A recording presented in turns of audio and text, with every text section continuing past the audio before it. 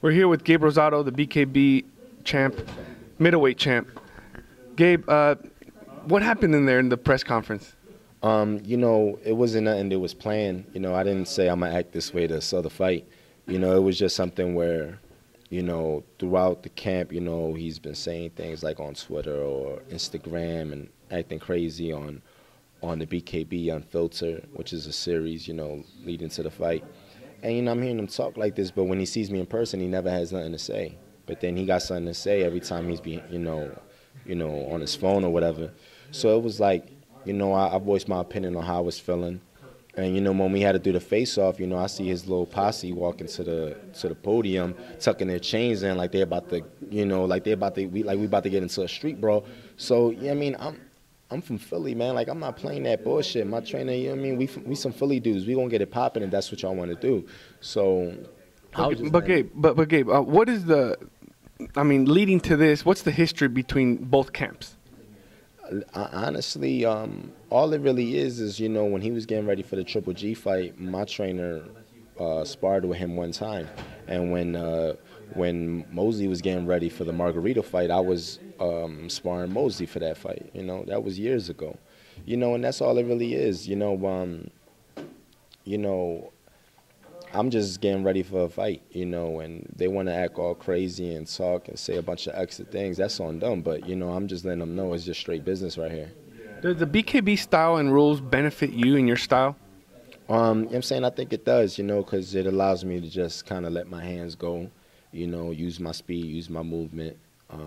You know, a guy's aggression, you know, when feeling like he has to score, allows me to land hard counter punches. It's how I knocked out Bryan Vera. So, you know, I think it definitely does. Now, he's training with Shane Mosley. And what do you think Shane can do to help him in his style? Honestly, I don't know at this point. You know, I think this is their first camp together. You know, honestly, I'm really not thinking what Shane could do for him or what he's bringing to the table. Because, you know, all I did in this camp is just focus on what I need to do. You know, I'm my worst enemy. You know, I could come correct or I could come and I could be bullshitting. You know, for this fight, I made sure that I came correct. You know, I had good sparring, did everything I had to do. My weight is good.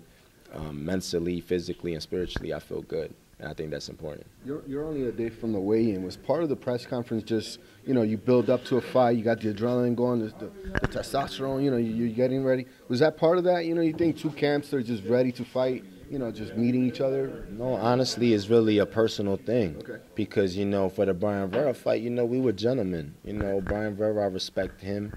He respect me. You know, he didn't talk crazy. I didn't talk crazy. You know, it was we're real fighters. We knew what we were both bringing to the table. So there was no reason for us to talk and act crazy. Okay. You know, I feel like that's something that Curtis was doing because, you know, I feel like he has to try to make himself believe that, you know, he still got it in him, you know, that he's a killer, you know, because he knows what he's going up against. You know what I'm saying? And I don't need to do that. But, you know, if you push me to that point, you know, then you're going to get that side of me. You know, and that's pretty much what it was. You know, he kind of took me to that point where he got under my skin.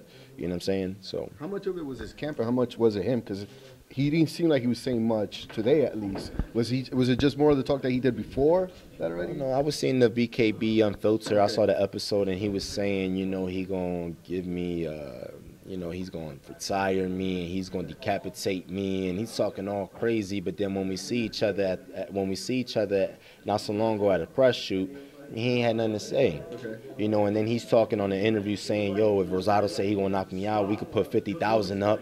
You know, and then I'm like, what? 50,000 up? But then when you see me, you don't got nothing to say. So you talking real crazy, and you acting like you ready to put 50,000 up, but you. So do you think his talk was more selling the fight, more, you know, advertising, marketing himself than real talk? No, I think that's him, man. I think that's the sign of a coward. I think a coward's gonna talk crazy. A coward's gonna try to intimidate somebody. But see, one thing he's mistaken is he don't realize who he's talking to. He's not talking to somebody that don't mean nothing to me. He's talking to a real fighter. He's talking to a dude that doesn't duck nobody in the middleweight division and has fought through fights with cuts and injuries, and I never ever quit in a fight. You know what I'm saying? I never back down. So he's not talking to an average cat right now.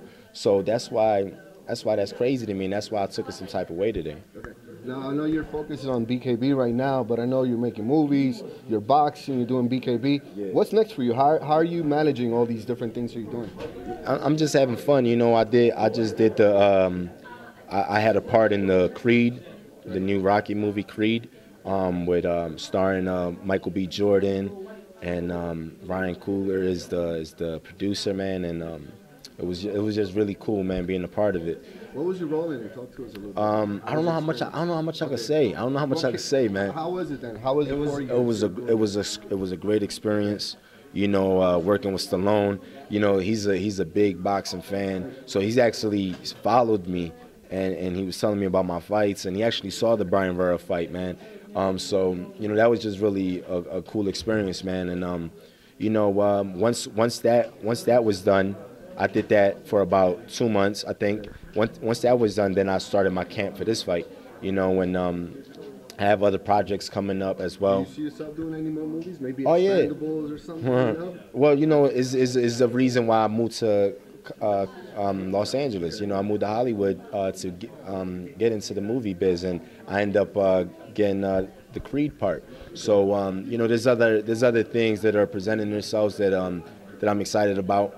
You know, and but right now, like, I'm just focused into boxing. You know, I don't try to clutter myself with too much things. So you got to do this, you got to do that. You know, when I was doing the movie thing, it was just the movie thing, and then now I'm doing the BKB, and it's just BKB. And when BKB's done, then I'll focus on the next project. You know, because when I do something, I want to do it all the way. You know, I want to put 100% effort into it. So, could boxing be your next project? Are you looking at some fights after BKB on normal boxing? You know, I would like to do a traditional match because getting a world title in the traditional boxing is definitely a goal of mine. You know, but I would definitely like to stick with BKB as well. So, you know, whatever comes my way, you know, we'll definitely look into it. Okay, and to wrap it up, any message for your fans, and what can they expect Saturday? Oh man, tune in on Saturday, man. It's pay-per-view, but it's on all cable carriers. So, you know, anybody can order the fight, and it's definitely going to be an action-packed fight, I promise you. One last question: if you were to fight some of the people you've lost to in regular boxing in the BKB, you think you'll beat them in the BKB? You know, I think a lot. I think, you know, a couple of my last losses had nothing to do with the skill. I think it was, you know, it's just an unfortunate situation of catching bad injuries. You know, my last fight in December was a bad injury that I caught in the 3rd round. I caught an eye injury in which I really couldn't see in that fight. So, you know, I don't think it had anything to do with being traditional boxing or being in the pit. I think it was just about just catching a bad break and just catching an injury. Well, thank you very much. Good luck. Fuck out personally, no, no shit. You come over here, tell me change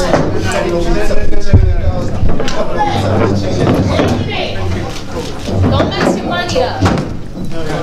Let's just get a face off. Guys, let's be gentlemen. Let the ring close ain't fighting for you, all right? Of course, it ain't about records. It's not about records, because when we talk about records, I told y'all his first 18 fights, his opponents had 100-something losses. My opponents had 16 losses. I only fight monsters.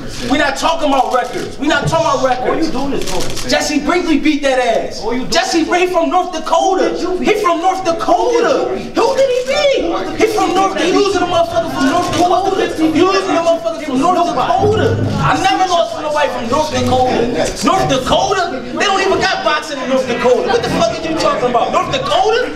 Had you lose to somebody from North Dakota? From North Dakota? From North Dakota? Mark. North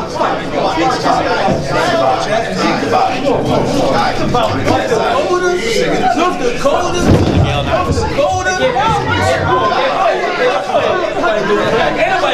Ain't nobody doing all that. I'm not gonna try to put no fake pressure on. I'm not gonna try to put no fake pressure on. That's fake pressure. That's fake pressure. That's fake pressure. That's fake pressure. Don't come over here with that nut ass shit. You got no leather hat. You got no pressure. Don't put no pressure on your leather. You got no leather hat. You got no fucking leather hat. Get your nut ass out here. They want no pressure. We know what pressure is. We know what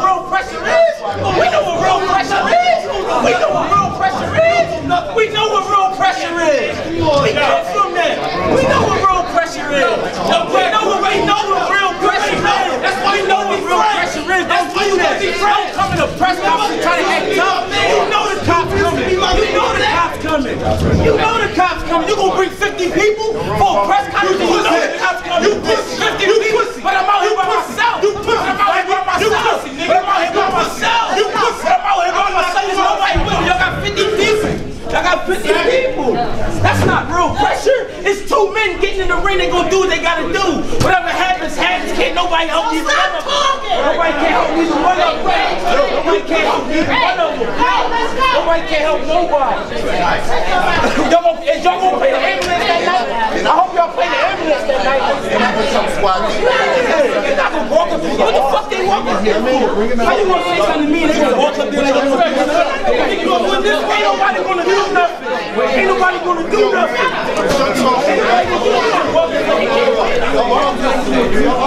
You pussy. Hey, that's it. Man, we not taking no fucking short.